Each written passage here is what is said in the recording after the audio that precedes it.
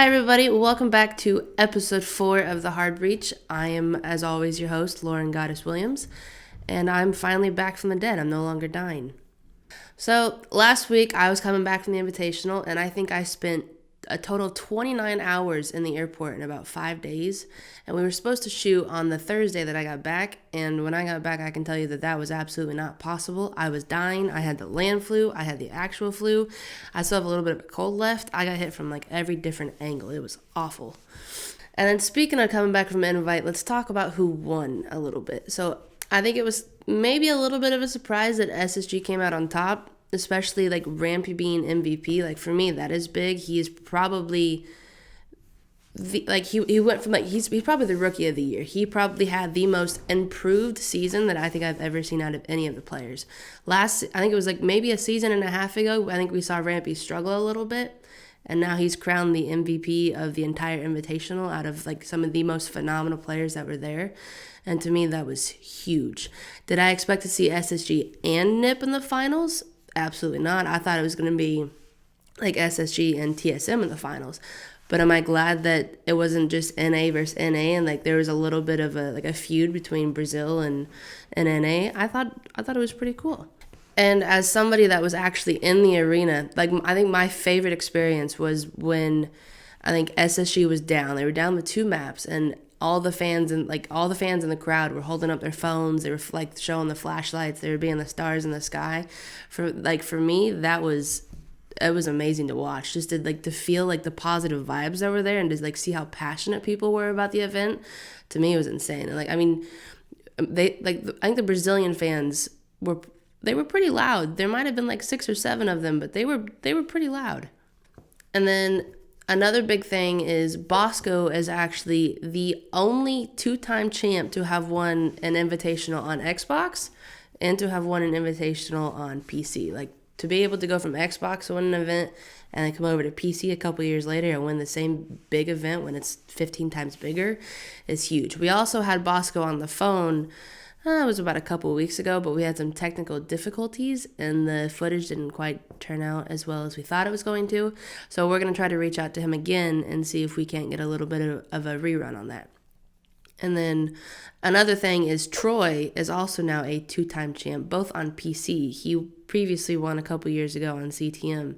So it's also cool to see Troy be able to go from CTM and EG and then come over to SSG and find like a whole new footing and be able to do the same thing, if not even a little bit better on this team. And then speaking of Invite, let's talk about the 2 new ops that they actually informed us about on one of the panels. The first one is the attacker, and her name's Iana. She has a Gemini that is basically Alibi 2.0 on attack. So basically what she can do is she can let out like a decoy and she can walk around with it. It's like a body drone, but you're not actually a person. It's a decoy.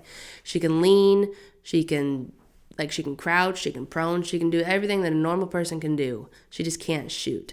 So imagine you're going around a corner with one of your little Geminis and you have an Ash following you up like right away. And you go into a room and you have somebody shoot at your little decoy, and then you have Ash instantly there to just immediately refrag that, but you're not actually down a person because her Geminis can also recharge. For me, I feel like if it's utilized correctly in a competitive play, I think she's going to be huge. I think it's going to save your drones. And she also has grenades. So say that she manages to make it all the way through like the first like minute and a half of a round, maybe the minute of a round. She can clear shields, she can clear Meister cams, she can clear out like the tough corners, like your bunker spot on border. She has a lot of utility and she has some good guns. She also has the G36C, and imagine that with an angled grip. It's Ash, but without being a 3-speed. And she also has the ARX. I don't think the ARX will be used as much as the G36, but I mean, she has some pretty decent guns. And then the second op is our defender, and his name is Oryx, or as I like to call him, the Kool-Aid Man. This man can run through walls, he can jump up hatches, he's only a 2-speed, and this man is sprinting through walls. He also has the MP5 without an ACOG. I think the MP5 is a good gun, but the MP5 without an ACOG, to me, I feel like it's a little meh. But he also has the Spaz 12. So, I mean, if you're feeling crazy and you're jumping up hatches and you just have a Spaz 12 there and ready to go, I hope you're pretty close quarters. But I do I do think it's kind of cool that he has a bailiff, like a bailiff pistol shotgun, so he can also open his own hatches without having to run the SPAS 12. But do I think he should be able to open his own hatches? I don't really know about that one, because that's kind of, in my opinion, that's a little OP. I think the maps that he might be best on will be your roam heavy maps. So in my opinion, it'd be like bank or cafe, like maps with a lot of hatches. So imagine you're in the basement of cafe, and you have a team that is clearing top down, and you're roaming in train or something like that. You could jump up the train hatch, you could jump up the cigar shop hatch, and in my opinion, that's an immediate flank. And that's something that people are really going to have to be looking out for. We just talked about the ops, so let's now move on to the new maps that they also announced at the Invitational. The first one, I believe, was the New Oregon rework. I personally am extremely excited for the New Oregon. I got to play it on the TS a little bit. It looks like it's huge. It looks like there's a lot of rotations. There's a lot more like viability to it, instead of just, oh my god, like praying downstairs that somebody can hit a C4 or somebody can hit a smoke. Like, there's so much more to the map. There's so much more room for activities. You can flank, you can roam, you actually almost have to dedicate somebody to a flank watch or have a nomad or a gridlock of some sort, because you now have, instead of just 2 staircases on both sides of the building, you have one that goes all the way over to where the old white stairs were, and you can flank up through a new freezer that has been added to the map. I think this map is going to be big. I think it's going to be cool, and I think it might be pretty competitively viable. And the next map we're going to talk about is House. We only got a little bit of a tease for what it's going to look like, but I mean, it looked pretty. I think everybody's excited about the tree house that's outside, and I think they're hoping that you can actually go down the slide, but I think that would be a pretty weird animation to actually add into the game. So it's probably not going to be a thing that you're going to be able to do, but I mean, we can keep our fingers crossed. But I mean, for how the map is going to play out, I have no idea. We only saw bits and pieces. I hope it's a lot better than it was. I hope it's bigger. I hope there's more to it, and it's not just like people battling in and out of the garage. But one can only speculate. And then the next juicy bit of detail that I want to get into are all of the rumors that are going around, the roster changes, and the first one that I want to talk about is Bagel. Bagel from TSM. Bagel was the coach. He was their coach for, I think, after USN and into Invite. Do we know what Bagel did? Absolutely not. Do we know if Bagel actually helped improve the team to like any caliber? We have no idea. From what I've seen on Twitter and on Reddit is Bagel has developed a bit of a fan base, and people are defending him left and right, and they're jumping up to, they're being his little white knights and doing what they got to do. But then, like, on some of the posts, there were some of the TSM players being like, yo, man, you weren't on the team. You don't actually know what happened. And, like, if you're not part of the team, you shouldn't, like, just keep your mouth shut. So, in my opinion, I think that with the way that the players kind of, like, reacted to Bagel getting dropped, I think maybe he didn't quite fill the shoes that they expected him to, or they were just looking for something completely different. I have no idea, but I guess we'll find out in the upcoming days when they get a new coach. And then another thing that was recently posted on Twitter is, one, Citizen has been benched from Navi, and I think he's been benched because he's looking to go to another team. That's a lot of eyes.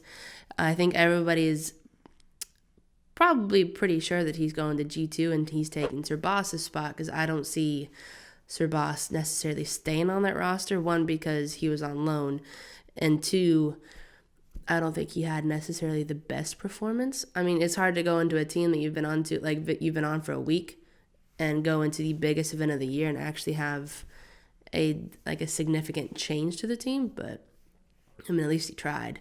And then the next thing is Pi. Pi has officially been released from Navi, and I believe Doki's suspension for 6 months is almost up.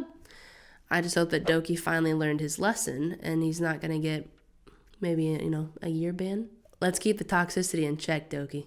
And then let's go back to NA. The first thing that I think, because for me it was last night. I think it might be a couple of days from now when you guys see this, but for me it was last night, and I saw Nyx officially post on Twitter that he is a restricted free agent. Do I have any idea of where Nyx is going to go? Absolutely not. Do I think Nyx is necessarily going to go anywhere with how soon the next season is starting? I don't really think so, especially since he's a restricted free agent. People are going to go through his org, talk about his buyout, blah, blah, blah, possibly make a trade. Do I think it's necessarily worth it as of right now to make changes that big unless you're already in the process of making the change? No. And speaking of maybe already being in the process of making a change, let's talk about Tempo Storm. Tempo Storm was also just seen playing a go for it with Mark the Shark in place of Filthy. And if you look at the roster on ESL, Mark was on there.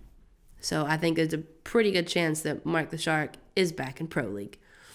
Let's get into the Reddit rumors a little bit. So there were a lot of speculations about who's going to actually take Nyx's spot on Reciprocity.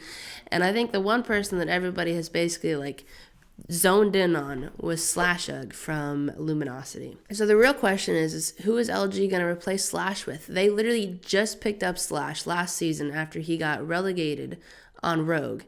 And now Slash he's been there for a season. Well, if not even a season, he's been there for half a season, and now he's turning around and he's leaving. Maybe he might be leaving. That's not confirmed.